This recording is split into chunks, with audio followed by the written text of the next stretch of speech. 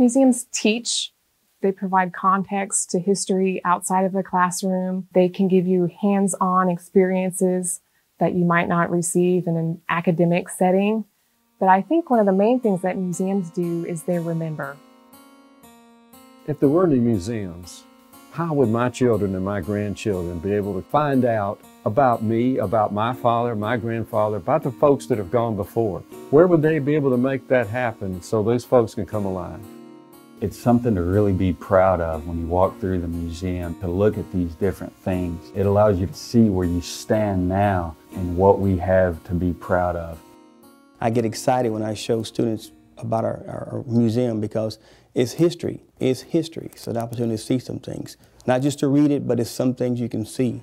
Here in Texas, it's been established as the place where native-born Texans have won the Medal of Honor, where they're going to be recognized, and where you can come and research those folks and what they did. And nowhere else in Texas is anything like that. We like to celebrate our local history and our local heroes, not just on a community level, but on a statewide level. We like to recognize them for their sacrifice, for their contributions to American society, to freedom, to our national sense of pride.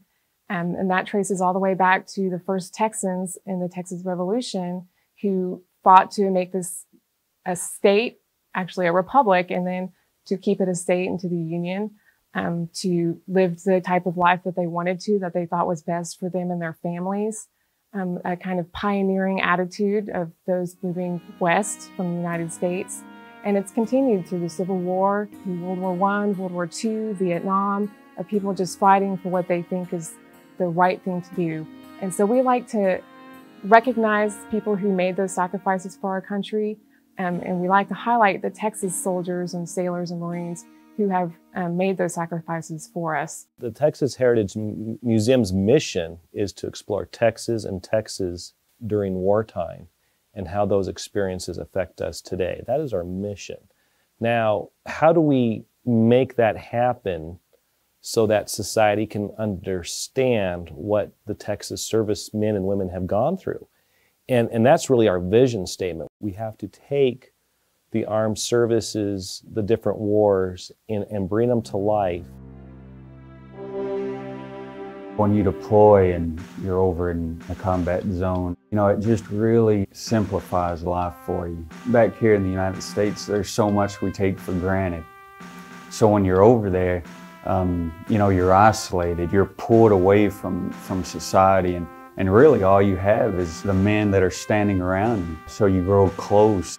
I would say that's the main thing, is just being pulled away and just realizing that, just what really matters isn't the things that we're concerned about here, the little things.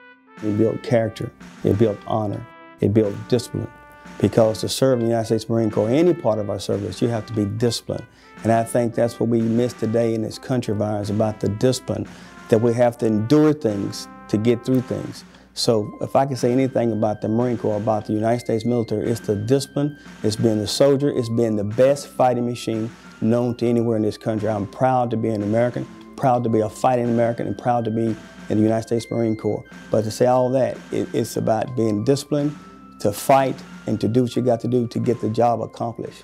It's one thing to know that we fought in World War II or that we were at Pearl Harbor. It's another thing to have the uniform of someone who was from Cleburne, who was at Pearl Harbor when it was bombed, or to provide a more personal touch to some of those stories that everyone's heard about, but don't really think that applies to them in a personal way. So we like to recognize the personal connections that we can make with people when they come to see this museum. The Texas Heritage Museum is unusual in many ways. It originated with a history professor who was interested in the Civil War. He wrote on the war, particularly on John Bell Hood, who's one of the main exhibits here, and collected information and I guess what I would call artifacts or things about Hood's brigade. He began a research center. And that's the next thing that's important, is the Historical Research Center, the dedication he gave to collecting documents that related to, first, I suppose, the Confederacy and the Civil War, but then that expanded as time went along to just about any unit North or South, that participated in the war. And the Research Center is a very significant and unique aspect of this museum. In Texas, there is no community college that has as extensive a focus, I think, on war and Texans at war, more so than this particular museum. For a community college to have a museum with such great one-of-a-kind artifacts from the Texas Revolution all the way up to the present conflict, I think that people's experiences or viewpoints before they come in probably aren't at the level that they believe the museum's going to be. But when they arrive and get here and come into our museum and they start experiencing the galleries, looking at the artifacts, they're blown away, they're amazed. 98 to 99% of society is never going to experience a war setting or actually being in a foreign country during a war. And the only way that we can bring it back to the States for the armed services is to really show their stories, show their experiences to the younger generations so they can get an idea of really what not only war is about, but an idea of what their dads, what their grandfathers, grandmothers, or moms went through. The organizing principle for most societies revolves around its ability to make war. As students of history and citizens of the United States, we have a nation where vast sums of money and resources are expended in the management of wars and the blood of men and women that has been shed as a direct consequence. It is for these reasons that we need patriotic museums and places to go to understand the importance of war and what it means to average everyday people who often carry the weight and brunt of losing family and friends. The Vietnam War, though fought just 50 years ago, seems like distant history to a younger generation of Americans. But to many men and women in their 60s, the Vietnam War is as real as if it happened this morning. Because the Vietnam experience remains fresh to many and the trauma ever present, it is important that we consider the impact of Vietnam. Not only was it the first war broadcast every day on television, it ushered in a new and different kind of warfare that was actually perfect for television, a concept called air mobility or air cavalry. Now, 1965 was a turning point for air mobility. On July 1 of that year, pursuant to the Army General Order 185, the 1st Cavalry Division, known as Air Mobile, was created. The division was staged out of Mobile, Alabama, and Jacksonville, Florida. The USS Boxer and 3 military sea transportation service ships moved 400 aircraft, 16,000 personnel, and 1,600 vehicles to Vietnam with a clear mission: be combat ready in 8 weeks. Now, this was a daunting task that changed the war and the lives of many. As General William Westmoreland, Supreme Commander of the forces in Vietnam, told us, the ability of the Americans to meet and defeat the best troops in battle has once more demonstrated beyond any reasonable doubt the validity of the Army's air mobile concept. This commitment to air mobility created an almost unmanageable surge in pilot training, not to mention a strain on manufacturing and families. Many aviators faced repetitive tours of duty. At times, combat operations in Vietnam rested on decisions based entirely on the limited availability of helicopters instead of a more basic consideration of enemy threat assessment. The versatility and uniqueness of the helicopter allowed missions to be undertaken in Vietnam that could not otherwise have been accomplished. From its unique vertical capability to evacuating wounded from chimney landing zones with 100-foot-tall trees, to placing bulldozers on the side of mountains, to resupplying isolated bases, the helicopter was the game changer. But it took more than just technology and machines. It took real people who understood the cause, the effect, and the stakes of failure. And it was men like Chuck Carlock and those like him who flew the aircraft and maintained them and fueled them, and then came home to remind us of the stories that must be kept alive for the next generation.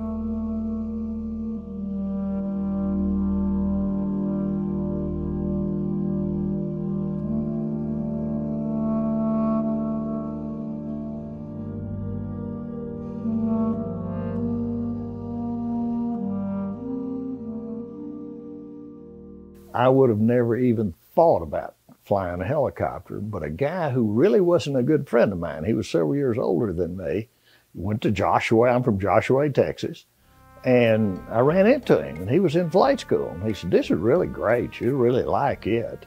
And he's the one that taught me into going to flight school.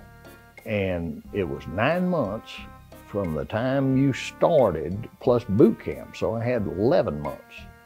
And I truly believed the war would be over before I even got through flight school. I never dreamed it'd go another 4 or 5 years after I left Vietnam. And the first time I saw that guy that taught me into it, he came to my office one day and I said, "Okay, show it to me. I want to see it." And he rolled his sleeve up and showed me all his bullet holes he had in him. But he's the guy that talked me into it, to becoming a helicopter pilot. I wanted to come and see all the different artifacts, and now, you know, seeing it now, I have a closer connection with it from, you know, just my experiences in the military. You know, I can walk through here and I can look at these old pictures and these old artifacts, and I can just kind of imagine, you know, myself there. Well, I had a lot of experiences that you'll never forget in your life. One I talked about was really the first combat mission I flew. And I had a round, a bullet, come through the skid and hit under my armored seat. And when I got back, I sort of could tell something had hit the seat, and we were looking, and that's when it really flashed in my brain, there's guys out there trying to kill me. And that's one of the concepts of war. There's people that go to war, and I'm talking Iraq and Afghanistan, they really don't understand the concept. If you really read the stories of what happened to some of these kids, they didn't understand there were people out there trying to kill them. It doesn't register in a lot of people's minds, and I don't know why. I was always scared, and I was scared enough that I had reservations about going to our first reunion, that I was afraid that what these guys thought about me. And a guy called me and said, "Well, there's 5 guys said if you'll come, they'll come." And I thought, I wonder why those guys would think that. Well, I had them all fooled. They thought I was a brave guy, and I wasn't. Within that short time, I've really grown as far as my way of thinking. It's changed me in just who I am. You know, it's created the dad that I am today, the husband I am. It's transformed me. I had to grow up fast, and I did. I get excited when I go into the Vietnam Gallery. I mean, that was an era right on the edge when I got in a little bit before that.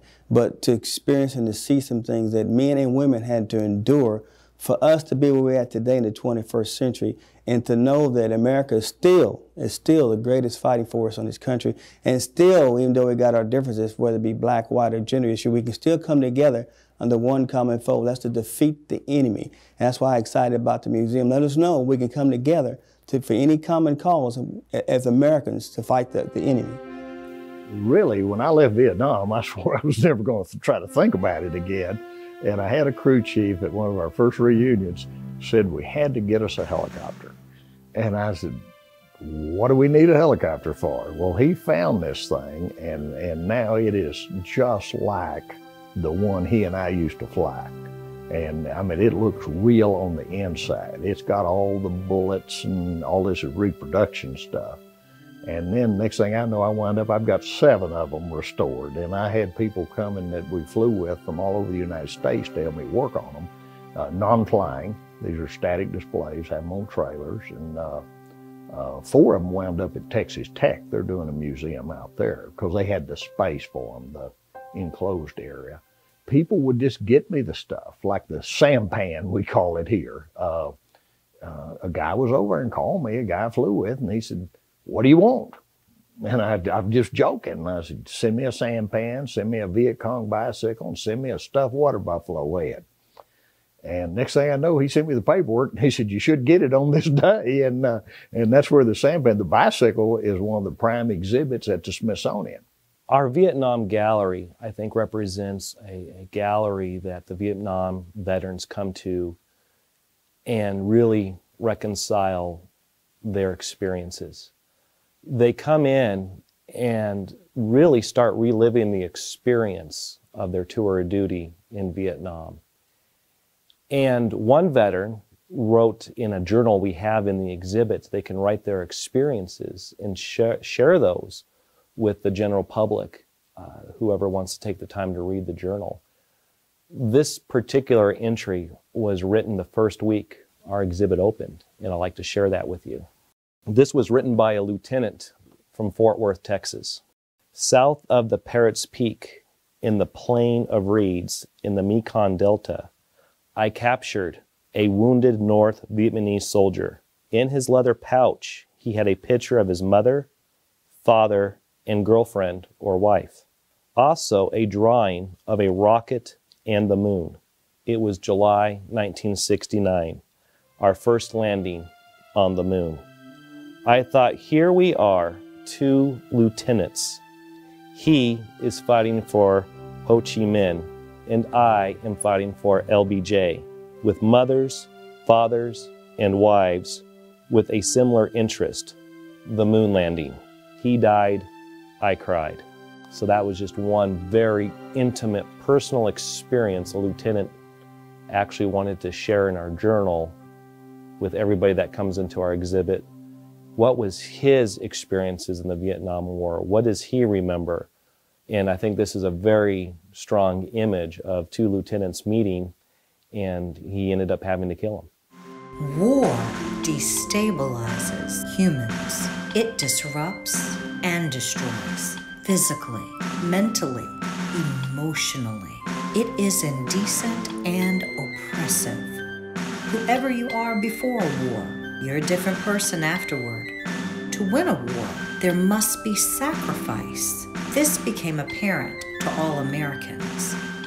During World War II, there was an appeal to buy war bonds, to conserve gas and rubber, to avoid inflation, and to ration every essential commodity. Such was the life of regular Americans. Necessity opened eyes, not only to the size of the task before them, but that the survival of the nation hung in the balance. With hearts and purses open, regardless of creed or color or political conviction, differences in opinion began to dissipate. Such is the hope of American democracy, that a person may think as they will, speak as they will, worship Christ as they will, but in the hour of peril, their most compelling thought is no longer think of themselves, but of his country. The highest expression of patriotism comes from recognizing what's important. True patriotism never ignores or winks at injustice. The goal of World War II had to become not only a repudiation of Hitler, but of Hitlerism. When all people are called to sacrifice for freedom, then that same freedom extends to all. Sometimes you have to go back so you can go forward. There is a reason it is said that freedom is not free. Museums remind us of that. I think it gives them a better understanding of the history, especially with school groups that come in who think that World War II might as well have been fought 200 years ago because it doesn't have any effect on them personally. Maybe some of them had grandfathers that fought in the war, and that's as close as they've ever come to it. But when they can come face to face with artifacts, uniforms, photos, they begin to realize how it affected everyday people, not just 1 or 2 people who might have been fighting in the service, everyone who was drafted, people who stayed on the home front, women who were going to work in factories for the first time, people planting victory gardens in their backyards, having ration cards that restricted how much food you can buy, how many times a year you could buy shoes. Sometimes they don't have a real feel for how national that force was, where it affected everybody. There wasn't anybody alive in 1945 that wasn't personally affected by the war. And so if we can provide physical artifacts that really forces them to deal with the history, this isn't something that they just read about in a textbook. It's not theoretical. It's something that really happened. And when they can see that for themselves, it gives them better perspective for what happened, for maybe what their grandparents went through, what their parents went through. We have some pretty unique artifacts here in our collection. We have some pistols that were from the Battle of San Jacinto. We have original Civil War battle flags. We have the dress uniform of Audie Murphy, who was the most decorated soldier in World War II. He's still a pretty compelling force. He's one of our most popular exhibits. People want to come and see his uniform and his movie posters. But it's also important that we have the artifacts that just belong to the everyday soldier or sailor. We like to highlight some of our local people. For example, there is a soldier from World War II whose name was James Harris, who's a local Hillsborough native. He fought in World War II in France, was killed in France, and posthumously received the Medal of Honor. And we have his Medal of Honor here on display in the museum.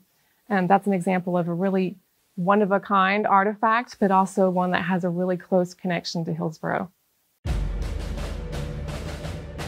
For all the destructiveness and inhumanity of war, there remain moments of unbelievable sacrifice, honor, and heroism. Heroic actions remind us that wars affect real people with lives and loves, with hopes and broken dreams. Many are thrust headlong into moments they never thought possible. Yet in that moment of terror, their actions are gallant and brave, often saving the lives of comrades. The memory of what they did in that moment must be kept alive beyond the moment. The United States has chosen the Medal of Honor to be the highest award for military valor in action. For 150 years, the meaning behind the award is an expression of the values of this nation. Bravery, sacrifice, courage, valor. They are more than words, but values on which a nation must stand. Every Medal of Honor winner has a story. This is the story of James Lindell Harris of Hillsborough, Texas. The question is, what do you do in that moment? Does the person you are always rise up to meet the moment? 7 October 1944, Eastern France near Wagny. It was a Saturday night. Lieutenant James Lindell Harris of the 756th Tank Battalion was in command of his M4 armored vehicle. The 28-year-old from Hillsborough, Texas, had joined the Army at Fort Sam Houston a few years earlier. He had trained at Fort Lewis, Washington. The 756th had been activated from Fort Lewis in the spring of 1941. Now, Harris had fought his way across North Africa, earning a battlefield commission during the bloody Battle of Cassino in Italy. In this encounter, 125 soldiers from the brave 756th lost their lives. But at 9 p.m. on that fateful Saturday, a foggy, early autumn night, some 5,000 miles from Hillsborough, Texas, his life would change. A Nazi raiding party comprised of a tank and 2 platoons infiltrated American lines under the cover of mist and darkness. The Germans attacked with grenades before retiring a short distance away to an ambush position. Lieutenant Harris ordered his tank to halt. He proceeded on foot, leading a 6-man patrol. The Americans forged ahead, probing the darkness for Nazis. Harris was armed only with a service pistol. Fully exposed, Nazi machine gun and small arms fire opened up on Harris, striking him repeatedly. Harris crawled back toward his M4, leaving a trail of blood. Too weak to make it back to the safety of his tank, he issued fire orders while laying on the ground bleeding.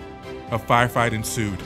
Harris was caught between the German Panzer and the M4. Shrapnel severed his leg at the hip, but Harris refused aid and evacuation until all of his fellow wounded soldiers were carried to safety. He kept the Germans at bay until the other U.S. armored vehicles arrived. After a 3-day battle, Wagner fell to the American forces. Lieutenant Harris was awarded the Congressional Medal of Honor on April 23, 1945. His mother and father accepted the medal. Lieutenant Harris rose to meet the moment. As far as the Texas Heritage Museum goes and its impact and its importance, is that here in Texas, it's been established as the place where native-born Texans have won the Medal of Honor, where they're going to be recognized, and where you can come and research those folks and what they did. And nowhere else in Texas is anything like that. And one of the things that probably I enjoy doing is going to the Research Center. You can look in the records for anywhere from the Civil War on up through today, and find a lot of information in those records here. As far as the Medal of Honor winners, we've actually got a monument here out front of the museum all the soldiers that have won the Medal of Honor, including the Civil War. People can come and find out things about possibly their ancestors that fought in any of the wars. For instance, I know some folks that have asked me questions about the research center, and they've come up here, and I've helped them find their ancestors in the records.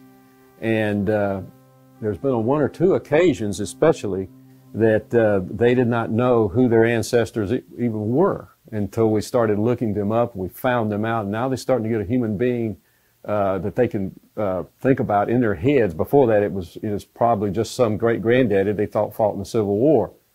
And they've been up there and actually found one or two guys that have been prominent in the Civil War. Especially, I'm known of a couple of guys that found out their ancestors was in a Confederate cavalry unit that was pretty famous in Nathan Bedford Forrest's unit, 8th Texas Cavalry. I have seen these folks feel like now they've got some kind of grounding in the past that they didn't have before. Sometimes it's not what they want to find out. Sometimes it's some interesting stuff in there they may not be, I guess, the most proud of. But on the other hand, most of the stuff we have here is military related. And when you have someone who's willing to give their life for their comrade or for a cause, I think that's important. And I think when they find somebody that's done that, they say it makes their thoughts about their mortality come to light, as well as, what contributions they're going to make. I know I've felt the same way. You say, well, my father fought in World War II, so what contribution am I going to make? Flying was different back then. It had an entirely different meaning. Today, it would be difficult to find even one person who's never been on an airplane. Back then, 99% of the U.S. population had never ridden on an airplane. Most people had only seen airplanes in print ads or newsreels. Flying was something mysterious and elusive. It represented freedom and the hope of a different tomorrow. From the beginning of time, when mankind looked to the sky beckoned. But aside from the world-renowned Texan Bessie Coleman, there were few stories about black pilots. So, as the war in Europe emerged into a global conflict, a phrase from World War I began to make its way into the American lexicon. Air superiority wins wars.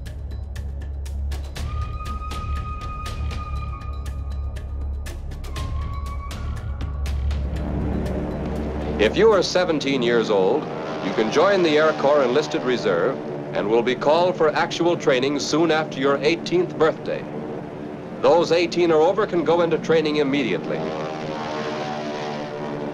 Inquire at the box office on your way out of this theater for complete information, or visit number 607 Custom House, Philadelphia, Pennsylvania. This is an opportunity that eligible young men should not neglect. So remember that number, boys, 607 Custom House, Philadelphia, PA.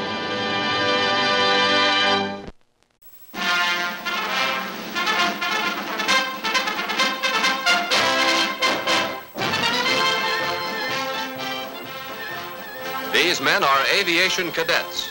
A short while ago, they too were average American boys from average American families.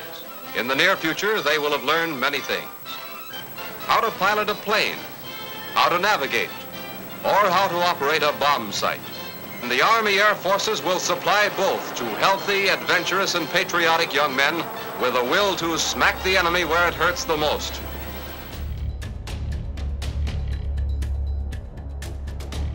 This took on many different meanings. Not only did airplanes have to be designed, manufactured, and transported, pilots, navigators, and mechanics had to be found and trained. Just a year before Pearl Harbor, the Army Air Corps estimated that 200,000 men might be required for the effort for air superiority. Blacks saw this as an opportunity, but quickly learned that in the Army Air Corps, just like in America, Jim Crow had final say. As late as Christmas 1940, the War Department refused all applications of Negro youth who wanted to fly and fight for their country. All colored applicants were told they could not be accepted. Finally, with reluctance and skepticism, the Army cracked the door of opportunity for blacks. The 99th Pursuit Squadron was established at Moton Field in Tuskegee, Alabama. The first graduates of the 30-week course earned wings in March of 1942, Sadly, 1 year later, Jim Crow kept them out of combat. It was into this environment that a shy, quiet young man from Fort Worth, Texas, named Claude Platt, stepped into United States aviation history.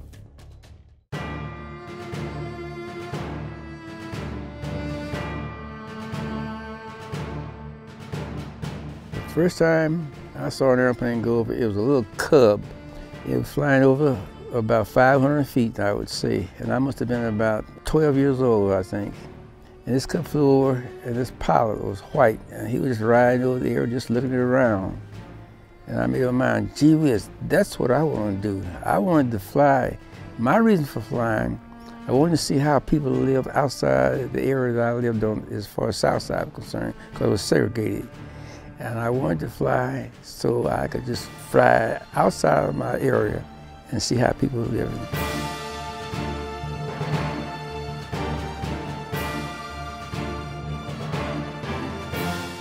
And from that, I began to make model airplanes. My father helped me, and he saw that I was interested into it, and he actually decided to take me way out to Meacham Field, which was some 13 miles out beyond Fort Worth, in a town downtown.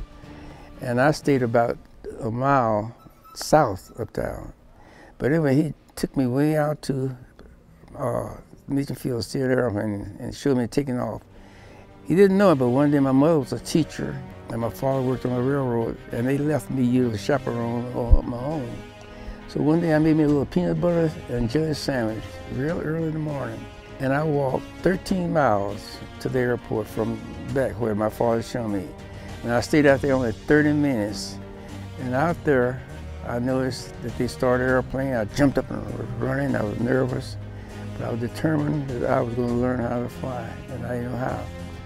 But in the meantime, I stayed on there for 30 minutes because it took me so long to walk out there. Then I walked back. And I remember going up towards Fort Worth, and it was a long hill. It was a highway from the north side going into town. And some white kids was on a truck. And they said, look at that little boy, he's drunk. I was staggering because I was hungry and weak. But to me, all I wish they'd give me a ride. I'd be very pleased. But when I got home, I got the worst whipping of my life because I didn't get there till about 7 o'clock at night. And they've been looking for me all day, and that's where I was. My pilot instructor was from Mississippi. Because of segregation, I didn't know how to relate to him, and he didn't know how to relate to me. But he turned out to be my best instructor. One of the best things I remember about him was he wouldn't tell me what was wrong or right, but he'd tell me correct it, and I would on my own. And I remember he would give me a forced landing, and it was a barbed wire fence in a field. And I knew I was on funk, and he said, oh, hold it. And he took the Cub, and he flew and hit the ground, and it flew and bounced over the fence. I really admired him. He really showed me some things about flying that I should learn. He was a white man. Another thing that really helped me out a lot was the cooperation I got from Colonel Parrish, the Army Air Corps. See, the Army Air Corps, all their pilots and all their instructors and all their equipment was the one that we used in order to train. Oh, I remember Davis coming there, and he was a shy man, very shy, but he was a good commanding officer, and he was very tough. And so I take real respect for Booker T. Washington, General Davis, and the Air Corps for their standing. Even when we had problems with the whites in Tuskegee, Parrish was telling them, say, look, the men are under my command, I'll take control. You let me know, you will not be handled, you will not lynch them or do anything like that. So these are the things that really made me change my mind about whites, and I appreciate it.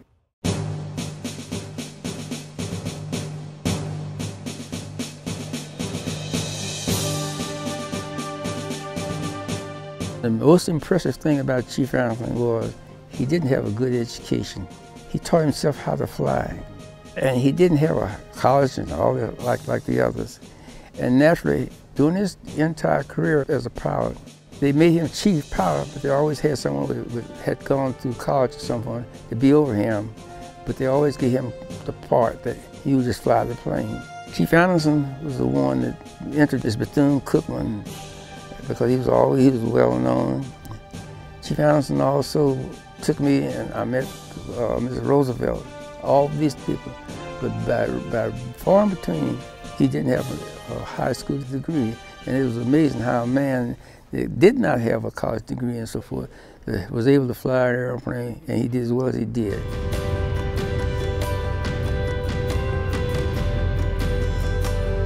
Mrs. Roosevelt, when she came down there, and I remember very clearly that she wanted to ride with Chief Anderson. And the Secret Service men told me she couldn't. So they called President Roosevelt and said that she wanted to ride, and his remarks were, that's her wish. If she decided to go with him, she can fly with him. And that's how she happened to get to fly with Chief Anderson.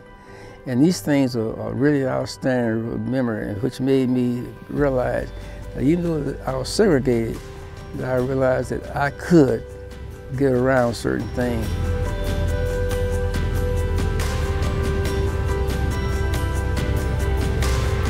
I remember a little boy walked up to me once. He looked at me, he just staring at me. I don't know why. He just still staring at me.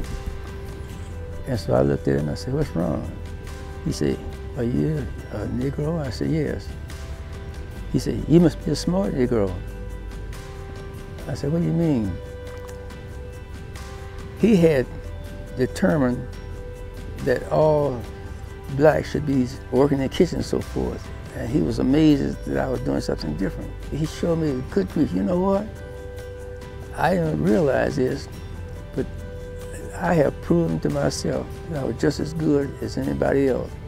And what I was supposed to do, not listen to the prejudice they were causing and trying to make me do this and not do that, is to forget that and do what I wanted to do, whether I had to do it behind their backs or so forth, but do it and be happy.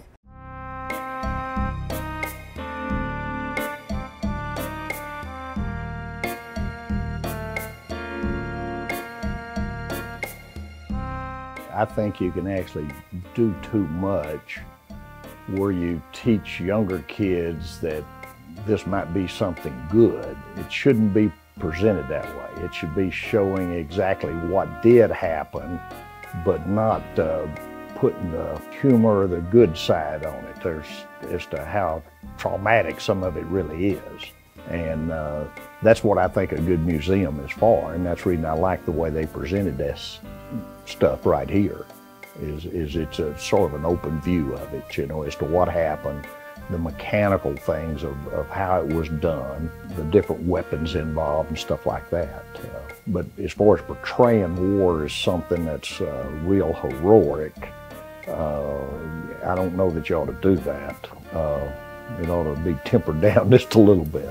If you don't show some respect, and there's a limit to how much this should be done, but if a country doesn't show respect for its soldiers, its ex-soldiers, its deceased soldiers, the soldiers killed in combat, you'll build up this attitude that'll be hard to get young men to go do that again, to go risk their lives for a country. And that happens in a lot of these countries where there's no honor to serving and in the military, and we still have a country that shows honor and some respect that can go to extremes. Not here, but I'm saying some countries, and I think that's what happened in Germany. That's what happened after World War I, during World War I, World War II. And you can have an overkill, but you have to show respect. That's the reason I think at these cemeteries and stuff where they have the Veterans Day, the Memorial Days, those are good because that puts an image in these young kids' mind, because it goes against human nature, other than a few radicals, to go out and take another person's life, or at least shoot a weapon where you might take his life. You've got to have a lot of training, and then you've got to have an attitude that I'm doing this for a reason. It might not be a good reason, but they got to believe, these young kids got to believe they're doing it for a reason, or they won't go do it. So I think a lot of this, tying back to museums and stuff like that, is how to put an image in these kids that, hey, this is something respectful to be in the military, and look how we respect people that lost their lives or gave their service to the country. That a country that doesn't show honor to its fallen soldiers will find it won't have soldiers willing to risk their lives. And that's one of the concepts about museums.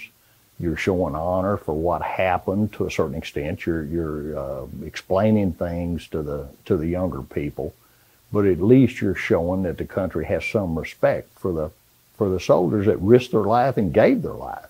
Museums are definitely becoming more interactive with the visitor. Instead of having everything up behind panes of glass where they can't touch it, we try to bring it closer to them so that they have a better experience with it. That could be having a touch screen monitor that they can learn more about an exhibit that they've just seen. It could be providing a pack that's 50 pounds that symbolizes what a soldier would have been carrying on their backs in Korea. They can put it on their back and get a feel for how heavy that equipment was. We definitely have to find ways to appeal to the video game generation who are used to having things flying by in front of them and being really engaged in everything. So we definitely have to work to find new ways to be compelling to those types of individuals. If you don't have a background and understand it there, the future is going to be void because everything is not going to be perfect in your life.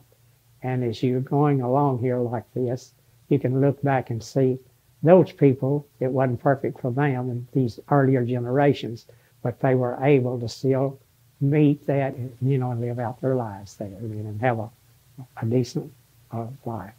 It's a lot different than just maybe reading about it in textbooks in school versus coming here and walking through a museum and getting a feel for the environment of what that time period was like and what was going on in history at that time and as far as the wars of the operations of the wars and who was involved and who was on our side so this nation without museums wouldn't have any of that, wouldn't have the experiences of it and it'd be just a careless nation, I would say. Museums have to become more of an experience than a place. It's not something that you just come in and look at and walk around. You have to be more engaging for the visitor. That's tricky to do. It can be especially tricky for a history museum. You just have to be creative, I guess, and look for different ways that you can engage with the visitor. You have to give them more of a reason to come.